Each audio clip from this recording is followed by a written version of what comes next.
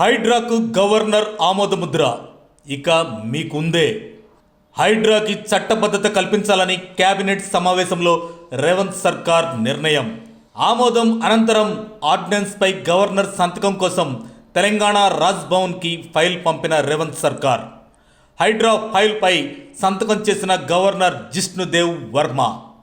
హైదరాబాద్లో చెరువులు నాలాలు కబ్జా చేసి నిర్మించిన అక్రమ కట్టడాలను కూల్చేందుకు రేవంత్ సర్కార్ ప్రతిష్టాత్మకంగా తెచ్చిన హైడ్రాకు మరిన్ని పవర్స్ దక్కాయి. ఇటీవల జరిగిన రేవంత్ సర్కార్ కేబినెట్ సమావేశంలో హైడ్రాకు చట్టబద్ధత కల్పించాలని మంత్రివర్గం నిర్ణయం తీసుకుంది. తాజాగా హైడ్రా చట్టబద్ధత విషయంలో కీలక పరిణామం చోటు చేసుకుంది. హైడ్రాకు చట్టబద్ధత కల్పిస్తూ గవర్నర్ గ్రీన్ సిగ్నల్ ఇచ్చారు. హైడ్రా ఆర్డినెన్స్కు తెలంగాణ గవర్నర్ జిష్ణుదేవ్ వర్మ ఆమోదం తెలిపారు. హైడ్రాకి చట్టబద్ధత కల్పిస్తూ ఆర్డినెన్స్పై సంతకం చేశారు. అయితే రాష్ట్ర ప్రభుత్వం ప్రతిష్టాత్మకంగా భావించిన హైడ్రా ఆర్డినెన్స్కు గవర్నర్ ఆమోదం తెలపడంతో తక్షణం అమల్లోకి వచ్చింది. హైడ్రాకు చట్టబద్ధత లేదంటూ విపక్షాల నేతలు విమర్శలు చేస్తుండడం, హైకోర్టులో పిటిషన్లు దాఖలు చేస్తున్న సమయంలోనే ప్రభుత్వ ఆర్డినెన్స్కు గవర్నర్ జిష్ణుదేవ్ వర్మ ఆమోదం తెలపడం విశేషం. హైడ్రాకు చట్టబద్ధత కల్పిస్తూ తెలంగాణ ప్రభుత్వం ఇచ్చిన ఆర్డినెన్స్పై ఈరోజు తెలంగాణ గవర్నర్ జిష్ణుదేవ్ వర్మ సంతకం చేశారు. ఆర్డినెన్స్కు గవర్నర్ ఆమోదం తెలపడంతో తెలంగాణ సర్కార్ గెజిట్ జారీ చేసింది. హైడ్రాకు చట్టబద్ధతతో మరిన్ని పవర్స్ వచ్చాయి. నేటి నుంచి మరింత దూకుడుగా, స్పీడుగా హైడ్రా వ్యవహరించనుంది. వచ్చే శాసనసభ సమావేశాల్లో హైడ్రాకు చట్టబద్ధతపై బిల్లును ప్రభుత్వం ప్రవేశపెట్టనుంది. హైదరాబాద్ వరకు పరిమితం అయిన హైడ్రాను ఇప్పుడు హైదరాబాద్ మెట్రోపాలిటన్ డెవలప్మెంట్ అథారిటీ వరకు విస్తరించేందుకు తెలంగాణ ప్రభుత్వం నిర్ణయం తీసుకున్నట్లు వార్తలు వినిపిస్తున్నాయి.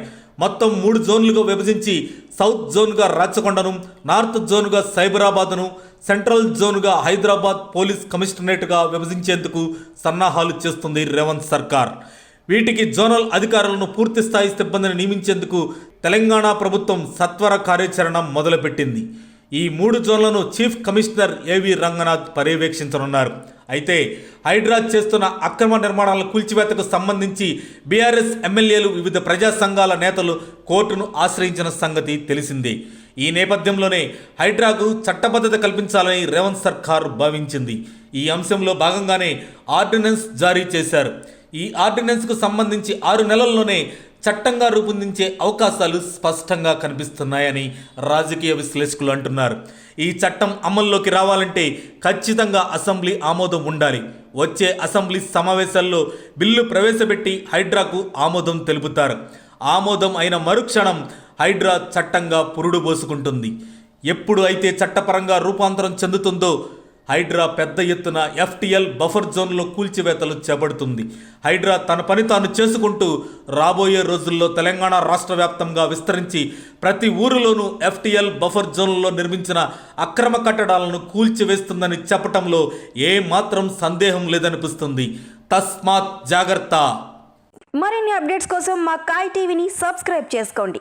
మా వీడియో కనుక మీకు నచ్చినట్లయితే లైక్ చేయండి, షేర్ చేయండి. మీ విలువైన అభిప్రాయాలను కామెంట్ బాక్స్లో తెలియజేయండి.